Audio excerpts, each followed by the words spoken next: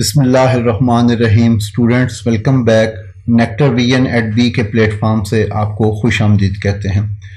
Data structure के course में lecture number 8 और आज का टॉपिक हमारा लॉ ऑफ इम्प्लीकेशन है। लॉ ऑफ इम्प्लीकेशन का टॉपिक हम इम्प्लीकेशन क्या है ये पहले हम डिस्कस कर चुके हैं। आपको याद होगा कंडीशनल स्टेटमेंट को इम्प्लीकेशन कहा जाता है, यानी इफ पी देन क्यू। और इसके बारे में हमने ये भी पढ़ा था कि ये हमारे पास एक ऐसी कंडीशनल स्टेटमेंट है जो कि इफ एंड देन के क्लास के साथ लिखी जाती है। तो ज़रा हम इसको थोड़ा सा रिपीट करेंगे और फिर इसके लॉज के ऊपर बात करेंगे जी।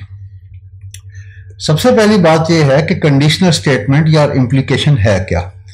If P and Q are the statement variable, the condition of a Q by P is if P then Q। यानी अगर हमारे पास P पॉजिटिव हो एंड Q भी पॉजिटिव हो तो आउटपुट ट्रू आएगी। अगर P पॉजिटिव हो, Q नेगेटिव हो या फॉल्स हो, P ट्रू हो एंड Q फॉल्स हो तो आउटपुट फॉल्स आएगी। This is only the one statement in P and Q के all possible condition में कि अगर P true हो and Q false हो तो output false आएगी। This also called the P implies Q and इसको denote करते हैं P then Q। अब ये हमारी जो P then Q है इसको हम दो पार्ट के अंदर डिवाइड कर सकते हैं। एक हिस्सा इसका if P के साथ है एंड दूसरा हिस्सा देन के बाद क्यू दूसरी स्टेटमेंट के साथ है। तो P वाला जो पार्ट है, पहला पार्ट जो इफ के साथ है, that is called the hypothesis, and जो देन के बाद की स्टेटमेंट का हिस्सा है that is called the conclusion. For example हमारे पास एक स्टेटमेंट है if it rain then they cancel school. अब इफ के साथ जो पार्ट है it rain, this is hypothesis, then they cancel the school।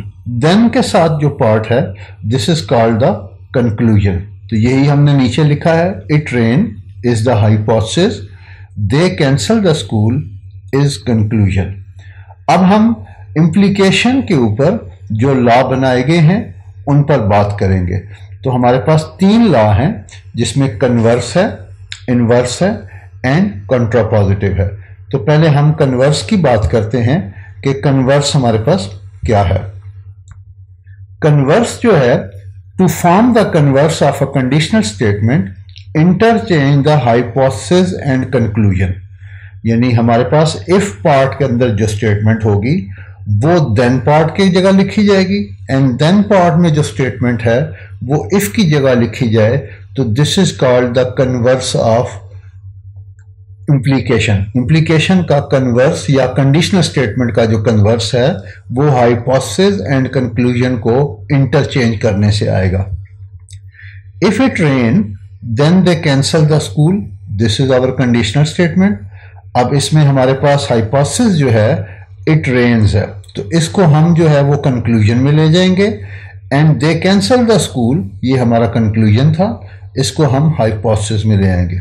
तो स्टेटमेंट जो कन्वर्स बनेगी, if they cancel the school then it rains, तो इसको हम मैथमेटिकली लिखेंगे। हमारी original statement if P then Q था, इसको हम इफ Q देन P से जाहिर करेंगे। दूसरा लॉ हम बात करते हैं, सेकंड लॉ हमारे पास इनवर्स का है। इनवर्स लेने के लिए हमें P एंड Q दोनों का नेगेशन लेना होगा। यानी हाइपोथेसिस अपनी जगह ही लिखा जाएगा, कंक्लूजन अपनी जगह लिखा जाएगा, लेकिन दोनों स्टेटमेंट का नेगेशन ले लेंगे तो ऐसी बनने वाली स्टेटमेंट कंडीशनल स्टेटमेंट का इनवर्स कहलाएगी। हमारे पास कंडीशनल स्टेटमेंट जो है if it rain then they cancel the school. अब इफ इट रेन का अगर हम नेगेशन लें तो if it does not rain then they cancel the school, then they do not cancel the school.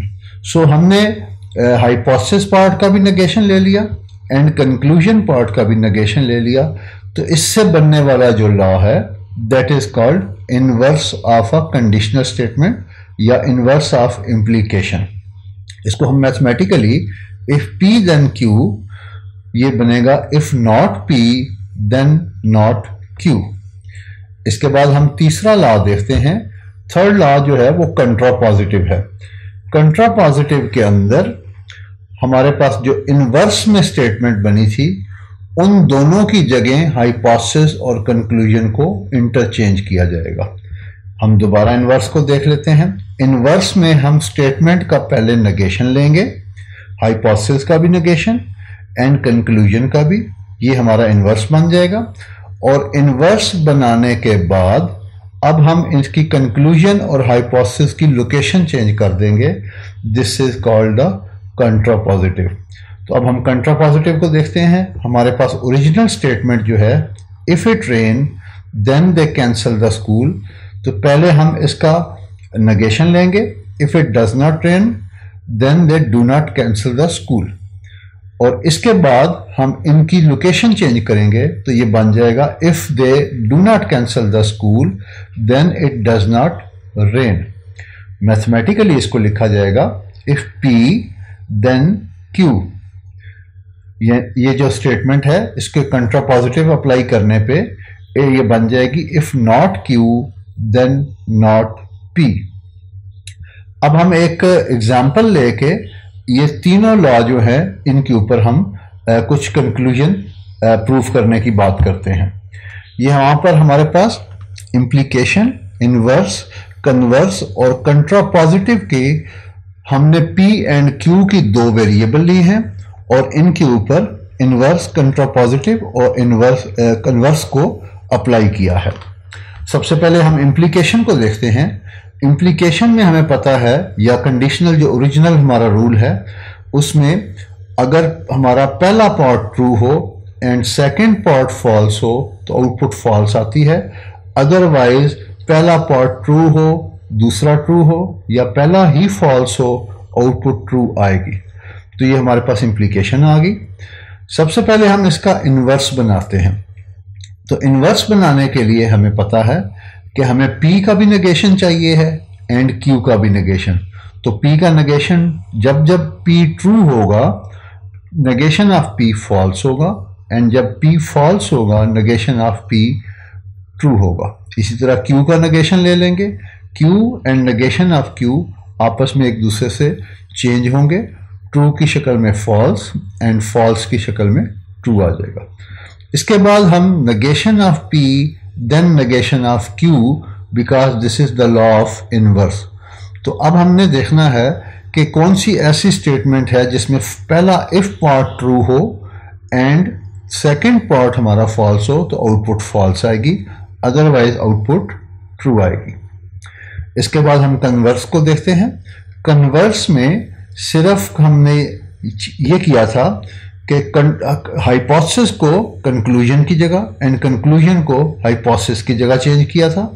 तो P then Q की जगह हमें Q देन P बनाना है। तो Q देन P में इफ का पार्ट हमारा Q बन गया है, देन का पार्ट हमारा P है।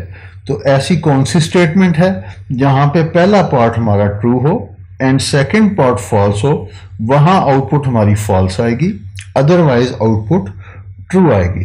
तो Q देन P का हमारे पास रिजल्ट ये आ गया। एंड कंट्रापॉजिटिव में हमने इनवर्स की जगह पर उनकी लोकेशंस चेंज करनी थी। तो हमने P देन Q की जगह पे पहले negation of P and negation of Q लेना है, then negation of Q then negation of P, यानी if negation of Q then negation of P निकालना है। तो ये हमने आउटपुट निकाली।